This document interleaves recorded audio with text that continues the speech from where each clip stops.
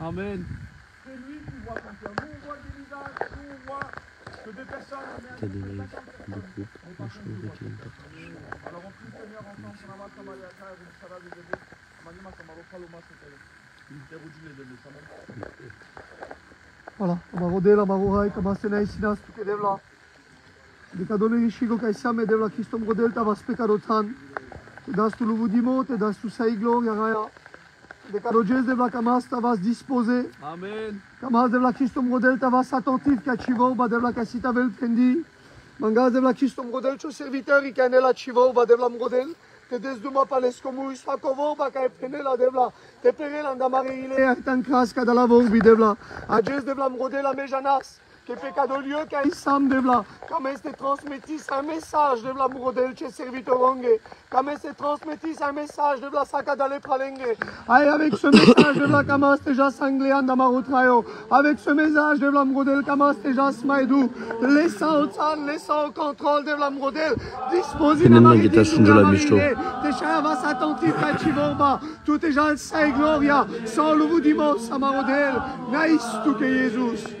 Amen.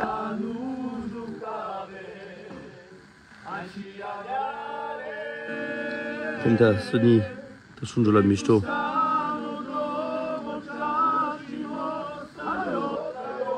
Écris oui ou non.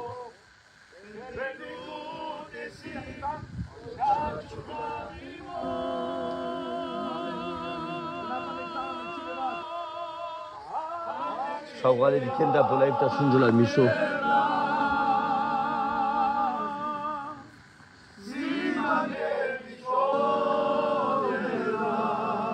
Tasunjola.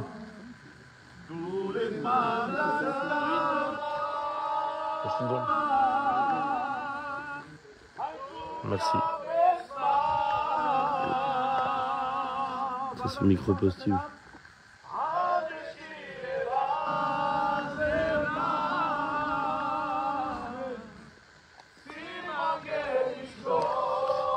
Ce micro kako positif je kako si branché.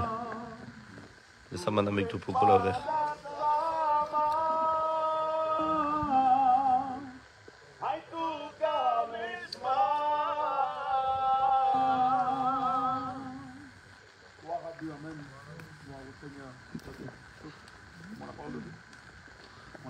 Voilà, gloire au Seigneur. Hein, voilà, on va ensemble méditer la parole de Dieu ce matin.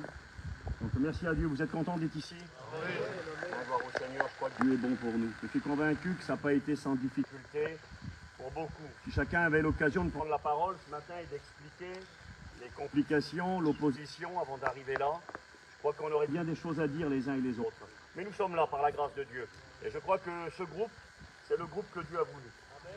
Nous croyons à la volonté divine, que Dieu dirige les circonstances de nos vies, et que Dieu nous rassemble, que Dieu nous dirige pour nous parler. Dieu dit, je t'attirerai au désert, et là je parlerai à ton cœur. Dieu nous attire pour nous parler. Et je crois que dans cette ville où nous sommes rassemblés aujourd'hui, Dieu a un message pour chacun d'entre nous. Nous allons voir à travers la Bible nous parle de cette ville de Milet où nous nous trouvons. Donc bien sûr, la question a été dite tout à l'heure. Ici, nous ne sommes pas dans l'une des villes où se trouvaient les églises de l'Apocalypse. Mais cette ville est mentionnée dans la Bible. Dans le livre des Actes des Apôtres, donc nous allons lire la Bible ensemble, est mentionnée aussi dans la dernière lettre de Paul. La deuxième épître à Timothée, chapitre 4, Paul nous parlera aussi de cette ville de Milet. Alors j'aimerais vous dire quelque chose. Je n'ai pas l'intention d'essayer de faire une étude biblique avec vous et de tout expliquer. Le but n'est pas là. Le temps nous est compté, vous allez le voir sur les sites. Mais mon désir, c'est d'essayer de vous apporter un mot de Dieu. Et qu'à travers ces pierres qui sont des pierres mortes en réalité, que Dieu puisse nous parler. Rappelez-vous que Christ a dit, si ces hommes se taisent, les pierres crieront. Et je crois que les pierres peuvent nous parler, peuvent nous communiquer un message. Donc j'aimerais vous lire la Bible, et j'aimerais faire après une petite prière avec vous un instant, et je vous parlerai de cette ville de Milet. Et ce que ça m'inspire à moi, ce que cette ville me dit. On va lire ensemble dans l'évangile de Jean, chapitre 8, verset 4. C'est Jésus qui parle. Il ne parle pas de Milet, mais Jésus dit quelque chose. Regardez ce qu'il dit. Il dit, Jésus, il faut que je fasse, tandis qu'il est jour, les œuvres de celui qui m'a envoyé. La nuit vient où personne ne peut travailler. Écoutez bien, il faut que je fasse, tandis qu'il fait jour, le travail de Dieu, parce que bientôt la nuit vient, on ne pourra plus travailler. Et puis, Jésus dira encore, à la fin de son ministère, il dira cette parole dans l'évangile de Jean, au chapitre 17 et verset 4. Jésus dira, je t'ai glorifié sur la terre, j'ai achevé l'œuvre que tu m'as confiée. J'aimerais dans cette ville de Milet que nous comprenions les uns et les autres que nous sommes tous appelés à quelque chose pour Dieu, qu'il y a un travail, qu'il y a quelque chose à accomplir, et écoutez-moi bien, qu'il est urgent de passer à l'action, parce que le temps qui nous est donné, les opportunités que l'on a aujourd'hui, on va le voir dans la Bible, à travers la ville de Milet, ce que tu peux faire aujourd'hui, peut-être que demain tu ne pourras pas le faire. Vous savez, un dernier verset, puis on va faire une petite prière et on méditera la Bible, c'est dans le livre de l'Ecclésiaste, il est écrit ceci, au chapitre 9, verset 10, « Tout ce que ta main trouve à faire avec force, fais-le. Tout ce que ta main trouve à faire, c'est-à-dire ce que tu peux faire avec les capacités que tu as, fais-le. Pourquoi? Parce que c'est écrit, car il n'y a ni œuvre, ni pensée, ni science, ni sagesse dans le séjour des morts où tu vas. » Ça veut dire qu'il y a un moment donné où tout s'arrête. Et que le temps qu'on a aujourd'hui est précieux. Et qu'on va devoir choisir qu'est-ce qu'on va faire de notre vie. Et c'est un peu particulier pour moi, parce que je pensais faire cette visite en dernier. Et c'est quelque part pour moi la clôture du voyage. Mais Dieu connaît toutes choses. On va faire une prière ensemble. J'ai pas envie d'être trop bavard, mais après on va méditer la parole de Dieu concernant Milet. Et on peut adresser une petite prière à Dieu. Thierry, tu fais une petite prière, il est où? C'est là, vas-y Thierry. Fais une prière au Seigneur et on médite la Bible ensemble. Seigneur, sois loué, sois béni, Seigneur, nous on vient te dire merci pour cette grâce que tu as faite. Oui, Barodel, merci. Seigneur, tu connais tout, tu sais tout, Seigneur. Oui, Dave. Seigneur, je te demande.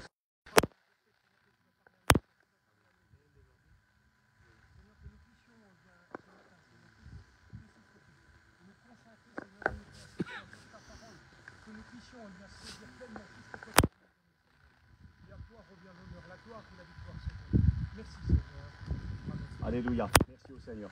Vous savez, je suis convaincu d'une chose, c'est que beaucoup des hommes qui sont ici ce matin, là, sont venus ici avec un besoin, avec la nécessité que Dieu leur parle. Vous savez, ça peut être le voyage d'une vie ici. Ça peut être le voyage où on dit, Seigneur, si tu ne fais rien pour moi maintenant, ça va être peut-être fini pour moi. Donc je crois que c'est très sérieux et je vais vous dire quelque chose. Vous n'avez pas besoin d'attendre la semaine prochaine, l'église de Laodicée pour que Dieu vous parle. Je crois que ce matin, ça peut être ta réunion. Ça peut être ton voyage, ça peut être le mot que tu es venu chercher. Vous savez, des fois on attend, on se dit c'est à la fin que Dieu va me parler. Ben pas forcément.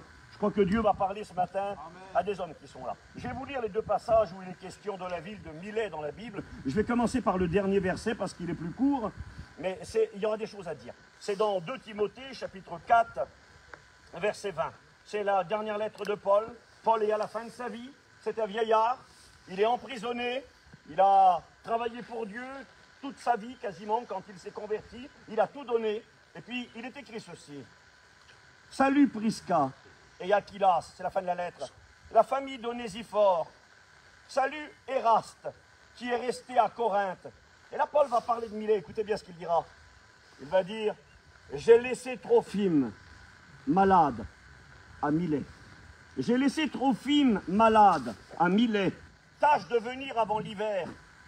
Il va parler de quelques personnes, il va dire tous les frères te saluent, que le Seigneur soit avec ton esprit, que la grâce soit avec vous. C'est les dernières paroles qu'il prononce. Et dans les dernières paroles que Paul écrira, il va préciser, certains disent que cette lettre de Paul, dans les autres lettres, il donne des informations, il donne des consignes, et là aussi, mais là c'est très intime.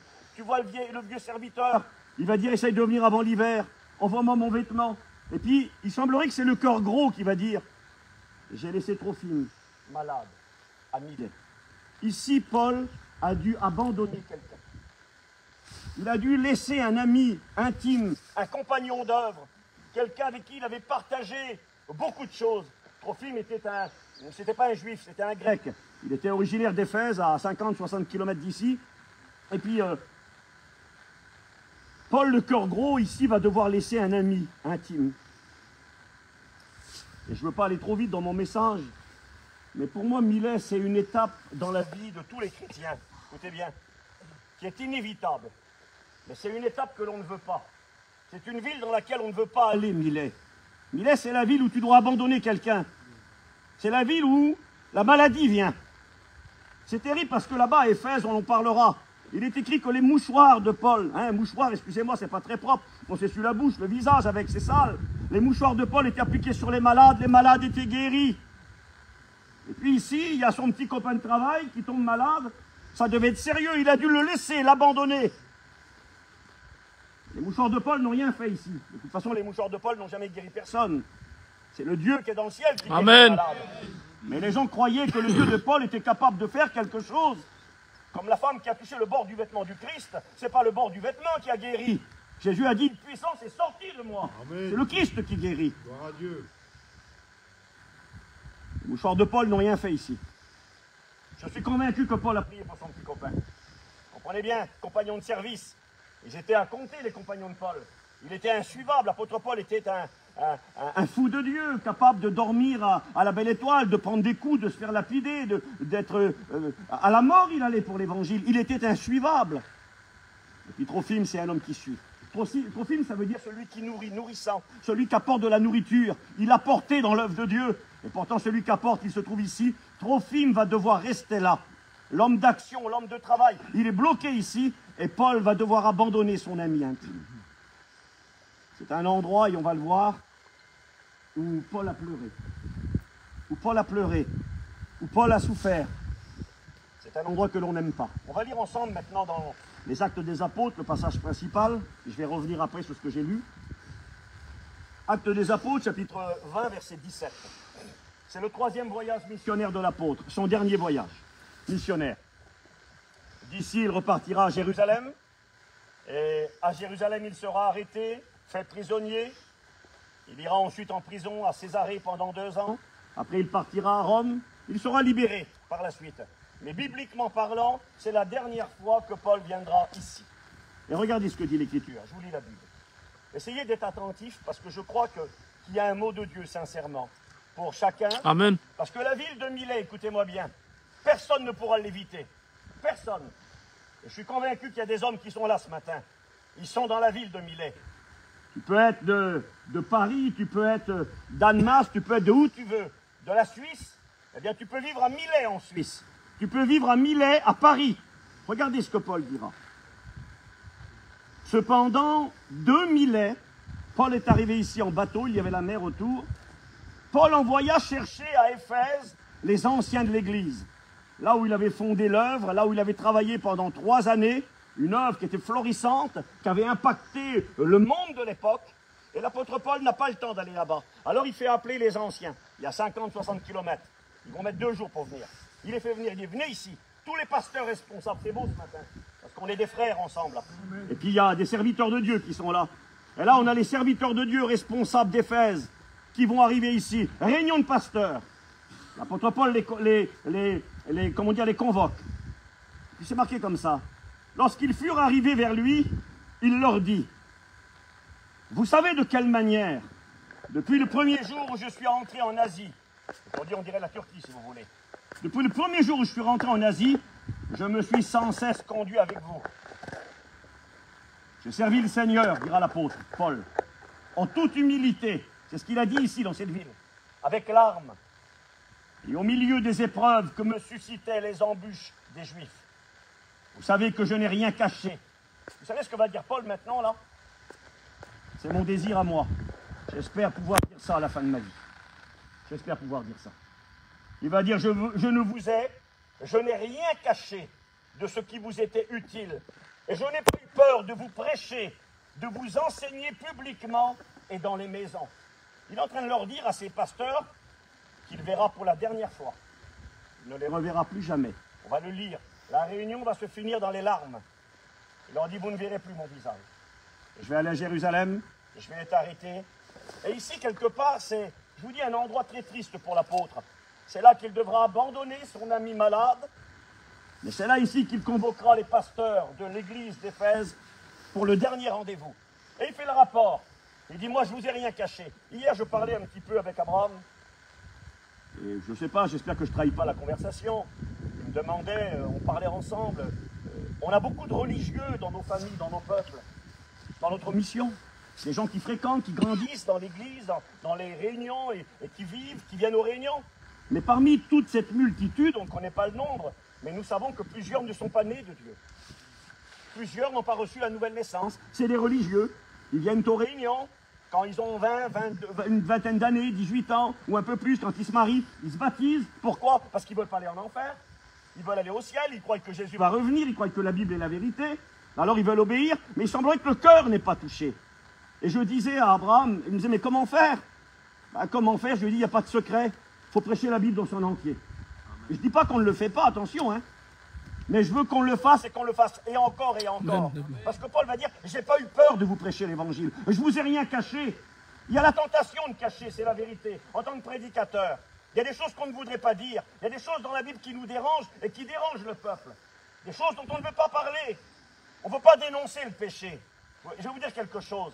Quelqu'un qui veut naître de nouveau, un prédicateur qui veut amener les âmes à la nouvelle naissance et qui ne parle pas du péché, qui dénonce pas le péché, qui ne montre pas la gravité du péché, jamais, jamais, jamais, il amènera quelqu'un à naître de nouveau.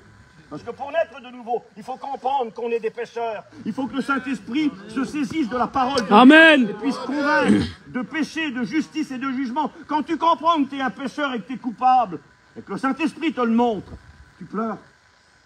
Tu pleures, tu dis, Seigneur, pardon, je suis un minable, je suis un zéro, je suis un misérable, je suis bon à rien. Dieu te montre ton cœur, et quand tu vois ton cœur, quand tu as écouté le vrai message de l'Évangile, alors tu te repens, tu te convertis. Et quand tu crois, tu te repens et te convertis, alors tu nais de nouveau, tu reçois un cœur nouveau. Mais il y a la tentation, et Paul dira ici, j'avance, il dira, moi vous le savez, nuit et jour, je vous ai prêché et enseigné, je vous ai rien caché de ce qui vous était utile.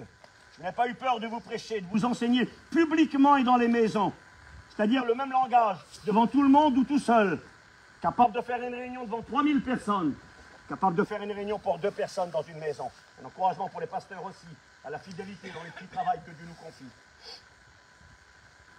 Annonçant la parole aux Juifs et aux Grecs, la repentance, vous voyez, il dénonçait le péché envers Dieu, la foi en notre Seigneur Jésus-Christ.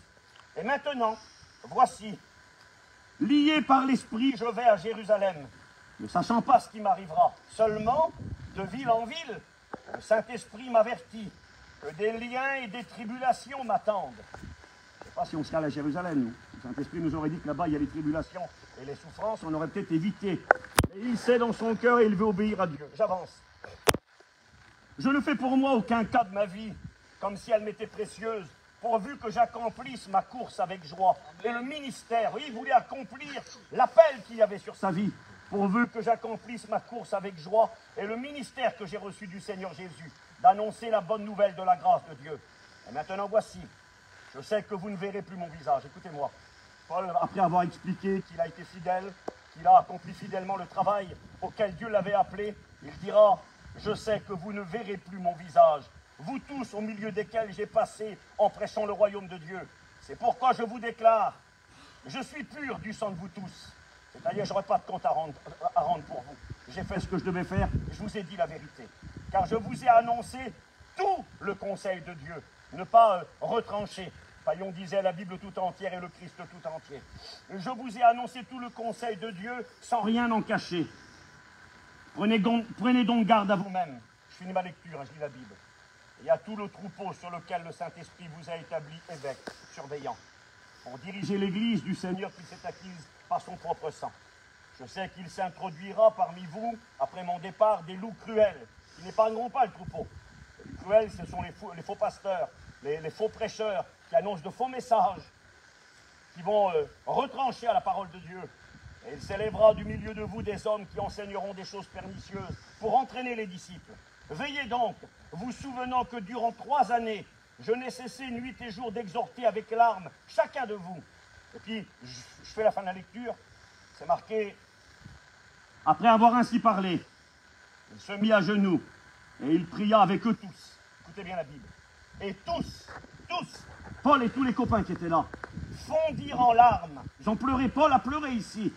Et se jetant au cou de Paul, il l'embrassait, affligé surtout de ce qu'il avait dit, qu'il ne verrait plus son visage, et il l'accompagna jusqu'au navire.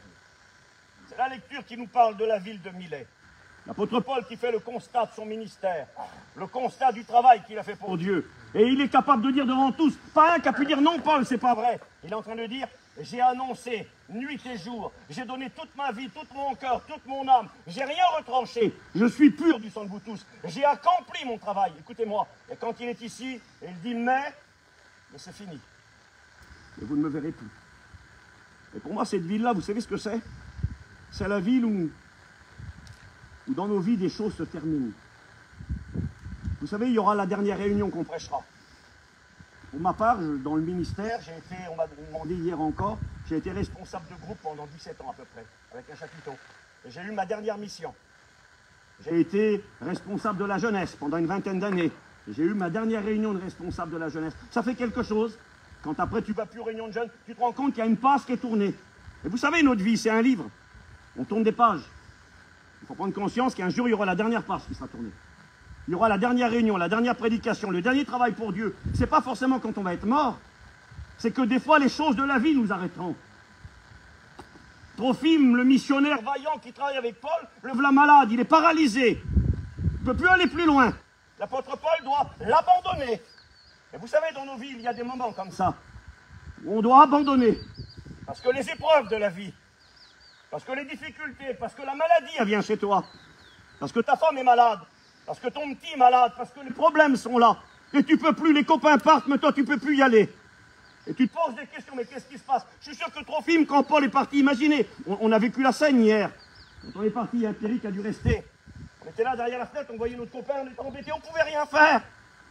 Alors, on ne l'a pas laissé malade, il est là aujourd'hui. Mais imaginez devoir laisser un copain sur le lit d'hôpital, malade, et toi tu pars, et lui, son cœur, il dit les copains partent, et moi, je ne peux pas y aller. Eh bien, ça peut t'arriver demain, ça. Et tu peux vivre avec des regrets toute ta vie. De dire, c'est pas vrai que j'ai gâché mon temps. J'ai couru après des choses de néant, alors qu'il y avait l'œuvre de Dieu, alors qu'il y avait des choses à faire pour Dieu, et j'en ai pas profité, et me voilà bloqué maintenant. Tant qu'il fait jour, il faut saisir l'occasion. Amen, Devla. Parce que demain ne nous appartient pas. Parce que l'épreuve de la vie, parce que la maladie. Vous savez, il est écrit qu'il a laissé Trophime malade à Milet. J'ai regardé ce que signifiait le mot malade. Asténéo. Ça veut dire faiblesse, plus de force, plus capable. Et dans mon cœur, le Seigneur me disait qu'il y avait des garçons dans ce voyage qui sont venus ici comme ça. Ils sont venus comme Trophime, ils sont malades. Peut-être pas malades physiquement, mais malades à l'intérieur. Faiblesse, état de faiblesse. Plus la force de continuer, plus la force d'avancer. On est bloqué à Milet. Parce que la difficulté est venue.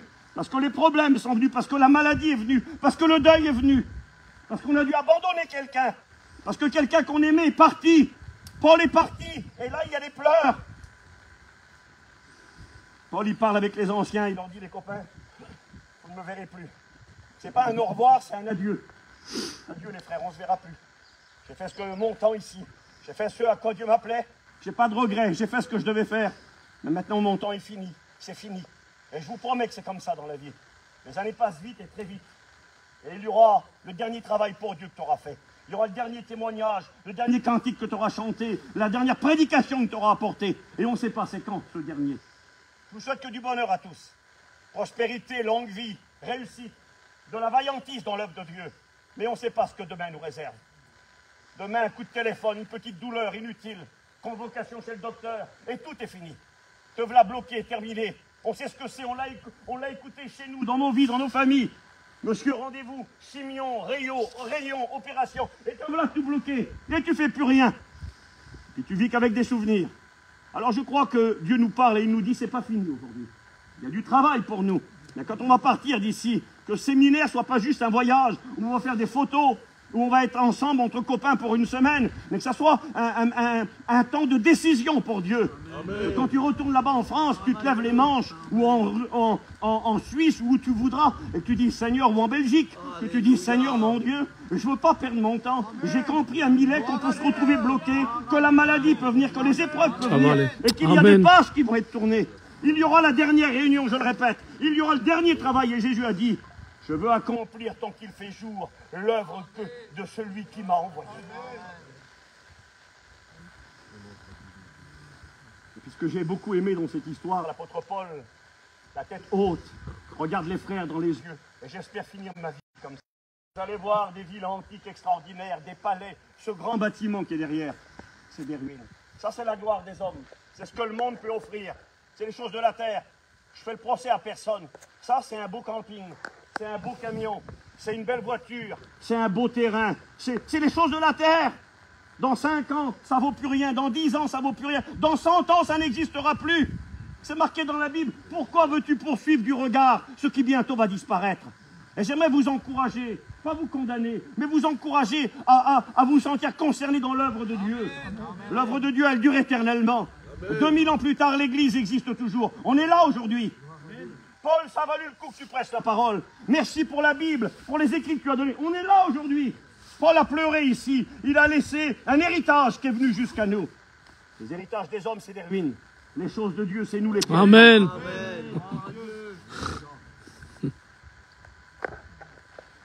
Ce qui est beau dans cette histoire, c'est qu'à la fin de cette histoire, et ça c'est très important pour vous et moi, l'amour fraternel. Amen. À la fin de cette histoire, on voit des pasteurs qui sont là, il y a l'ancien qui est là, qui leur a dit la vérité, qui n'a pas toujours été facile. Paul, c'était pas un tendre, hein. Il disait la vérité, et des fois ça plaisait pas tout le temps, mais il faisait plein d'amour. Et à la fin, ils sont tous autour de lui, là, et quand il pleure, ils viennent tous autour et ils le prennent dans les bras. C'est beau, elle est pas belle la scène. Comment je vois Abraham au milieu à genoux, hein, à genoux par terre et tout le monde autour. Et je crois que quelque part, c'est ce que Dieu voudrait faire aujourd'hui. Il voudrait faire pour les Pauls qui sont de dire, eh bien, il y a quelque chose qui s'est cassé dans ma vie. Il y a quelque chose que c'est une fin, la page a été tournée. Je ne sais pas, après, j'ai laissé 3 filles malades ici, là. J'ai pleuré ici. Il y a une page qui se tourne. Eh bien, quand il y a un homme qui pleure et qui dit, il y a une page qui se tourne, il y a quelque chose qui s'arrête dans ma vie, il y a des serviteurs de Dieu et des copains qui sont là, qui viennent tous autour de lui, Amen. Et qui le prennent dans les bras, et qui l'embrassent et qui pleurent avec lui, qui disent, mon frère, on est avec toi. Même si la page se tourne, on est là. Et c'est pas fini parce que Dieu n'a pas fini avec ta vie. Et je pensais à ce témoignage que j'ai écouté un jour. Peut-être que vous le connaissez. C'est l'histoire des 16 roses. Ça dit quelque chose à quelqu'un, ça, non? Le témoignage des 16 roses. C'était un serviteur de Dieu aux États-Unis, là-bas. Vaillant pour le Seigneur. Travaillait avec sa petite femme et ses enfants. Écoutez bien 2 minutes. Avec ses filles. Il avait 3 ou 4 filles. Et tout le monde travaillait pour Jésus. Et puis il explique, je coupe au court, ils avaient organisé un séminaire pour la jeunesse. Alors il avait dit à ses filles, à sa femme, il avait dit, mes filles, il faudra faire du bon manger au séminaire pour les jeunes qui vont venir écouter la parole de Dieu. Parce que s'ils ne sont pas bien nourris, ils ne vont pas être attentifs. Et puis sa petite femme était contente. Écoutez-moi, tout le monde était content. Ils n'étaient pas à Milet. Ils étaient là-bas à Éphèse, les miracles, les conversions, l'œuvre de Dieu. Et puis le témoignage nous dit que c'est le jour qui est arrivé pour le séminaire. Il dit à sa femme et à ses filles, partez devant avec la voiture, avec le bus, et moi je vous rejoins plus tard, j'ai encore des choses à régler. Et sa petite femme allait monter dans le bus avec ses enfants, et puis ils sont partis au séminaire, tout le monde était content, pour Dieu. Et là une auto est arrivée, elle a percuté le bus. Le bus a pris feu. Sa femme est morte avec ses enfants à l'intérieur du bus. Le séminaire était par terre. Sa femme était partie près du Seigneur avec ses enfants. C'est un témoignage vrai. Et on lui a téléphoné. Je ne me rappelle plus son nom. Et quand on l'a appelé, on a dit, monsieur Untel, oui, un drame est arrivé. Mais comment, monsieur, c'est pas un drame? Le soleil est au beau fixe, on va faire un séminaire pour les jeunes, on est dans l'œuvre de Dieu. Un drame est arrivé. Une voiture a percuté le bus. Votre femme et vos filles sont tous décédés dans l'accident. Et là, ce pasteur s'est écroulé, ce qui est compréhensible. La mission, le séminaire était arrêté. Les réunions étaient arrêtées, le ministère était arrêté, la page était tournée. Et là, c'était un drame dans la vie de ce grand serviteur de Dieu. Le témoignage nous dit qu'il avait des missions de préparer, il devait aller faire des réunions à gauche et à droite, il avait son petit programme. Il a tout annulé, les missions, c'était normal aussi. Et puis un jour, un copain à lui a envoyé un petit message. Il lui a dit, mon frère, tu te rappelles la mission qu'on avait programmée? Eh bien, je l'ai gardée dans le calendrier. On t'attend pour telle date. 2 mois plus tard, c'était. Et le frère, il dit, mais mon frère, c'est fini. Moi, je ne prêcherai plus la parole de Dieu. Je ne ferai plus rien pour Dieu. La page, elle est tournée. Alors, on n'en est pas là et que Dieu vous bénisse et vous garde à chacun. Et vous montrer l'extrême de cette situation, peut-être pour qu'on puisse s'identifier ce matin. Le prédicateur avait décidé d'arrêter. L'épreuve était venue trop grande. Le malade qui est trop fine, c'était trop important. L'épreuve était trop lourde. Et puis, Le jour est arrivé, les mois ont passé, le jour est arrivé. Et dans son cœur, le Seigneur lui a dit, ah, vas-y quand même. Et c'était terrible, il n'avait pas prêché depuis des mois. Et il a quitté Milet. Et il est allé faire sa réunion. Le cœur gros, il dit, Seigneur, qu'est-ce que je vais faire? Qu'est-ce que je vais dire? Je peux plus, j'ai plus de force, je sais plus quoi dire. Tout s'est arrêté dans ma vie. Et puis quand il arrive pour faire la réunion, c'est assez particulier. Le Seigneur lui dit, c'est le dimanche matin, il va prêcher au culte. Et le Seigneur lui dit, tu vas acheter 16 roses, 16 fleurs. Ah bon? Mais pour faire quoi? Obéis, achète 16 fleurs. Et le serviteur de Dieu, qui est sensible à l'esprit, obéit. Je me dépêche, j'en finis dans 2 minutes. Il achète les 16 roses au marchand de fleurs et il arrive à la réunion avec 16 roses sous le bras. Qu'est-ce que tu me fais faire, Seigneur? C'est quoi cette histoire? Et la réunion commence, et pendant que la réunion a lieu, le Seigneur lui dit, les 16 roses que tu as dans les bras maintenant, tu vas les donner à la petite jeune fille qui est là assise dans les rangs. Il dit, Seigneur, comment? Je vais donner des roses à une jeune fille? Je viens de perdre ma compagne, mes petites filles, et tu veux que je donne des fleurs à une jeune fille? Qu'est-ce que vont dire les gens? Et le Seigneur lui dit, ne regarde pas aux gens, fais ce que je te dis. Ce pasteur qu'en voulait plus, qui pensait que tout était fini, parce que l'épreuve avait été tellement grande, avait essayé de l'arrêter, c'était son Milet à lui. Il va obéir, prendre les roses. Il va s'approcher de la jeune fille, s'abaisser devant elle, et il dit, je m'excuse jeune fille, je ne sais pas pourquoi je fais ça. Je vous demande pardon, mais Dieu me dit de le faire. J'ai 16 fleurs pour vous. Et la petite jeune fille commence à pleurer devant lui. Elle aussi, elle venait de Milet aussi, elle. Elle lui dit, pasteur, elle dit, j'ai 16 ans aujourd'hui, c'est mon anniversaire. J'ai perdu mon père et ma mère. Je suis tout seul dans la vie. Et je me disais ce matin, Seigneur, t'es où? Seigneur, qu'est-ce que tu fais? Il n'y a personne qui fait 4 mois. Tu m'as oublié, moi aussi. Il n'y a rien. Et Dieu s'est servi de ce pasteur cassé, massacré, qui était à Milet, l'endroit du découragement, l'endroit où l'on pleure, l'endroit où la page est tournée, où on se dit c'est fini. Et Dieu s'est servi de ce serviteur. Et la petite jeune fille, elle a dit, eh bien je vois que Dieu, lui, ne m'a pas oublié. Il m'a donné ces 16 petites fleurs. J'aimerais vous dire ce matin que Dieu ne vous a pas oublié. Et que ici, à Milet, où malheureusement un jour, ça sera la page définitive. Alors il ne faut pas perdre son temps. Je vous en supplie quand vous repartez là. Mouillez-vous dans l'œuvre de Dieu. Engagez-vous dans les réunions. Travaillez pour Dieu. Ce n'est pas réservé à 10 prédicateurs l'évangile. Donnez votre temps, votre argent. Ne perdez pas votre jeunesse. Il y a plein de jeunes qui sont là. Ne perdez pas votre jeunesse pour les choses de la terre. Faites ce que vous avez à faire. Vous avez des responsabilités. Que Dieu vous bénisse. Mais mouillez-vous pour l'œuvre de Dieu. Le Christ revient. Et demain, à Milet, on sera peut-être bloqué et arrêté. Je termine. Moi, je suis passé à Milet. Et j'ai pleuré à Milet, moi. Et à un moment donné, dans mon ministère, j'ai dit, Seigneur, c'est fini. Je devais faire une mission. Je n'ai jamais fait. Puis j'ai appelé les frères. J'ai dit, les frères, pardon, je ne viens pas. J'ai dit, c'est fini. J'étais à Milet, je pleurais. Ma femme m'a dit, t'as pas le droit de faire ça. Je dis, ma femme, je ne peux plus aller plus loin. C'est trop dur, je ne peux plus, c'est fini. Et ma femme m'a entouré. Mes copains prédicateurs sont venus vers moi. Ils ont fait comme pour Paul, ils m'ont pris dans les bras, ils ont pleuré avec moi. Et puis je suis avec vous aujourd'hui. Alors s'il y a des hommes qui sont là à Milet aujourd'hui, c'est pas fini. On va vous entourer. On va vous aider. Et puis on va aller plus loin ensemble.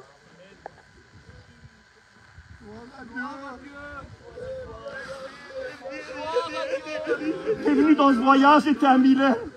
Je dis, Seigneur, j'ai laissé quelqu'un malade là-bas à la maison. Il y a l'épreuve qui est venue chez moi dans ma vie qui m'a arrêté.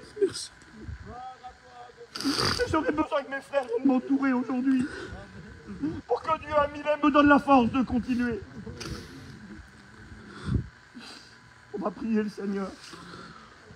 Kevin, tu pries le Seigneur, s'il te plaît. Alléluia.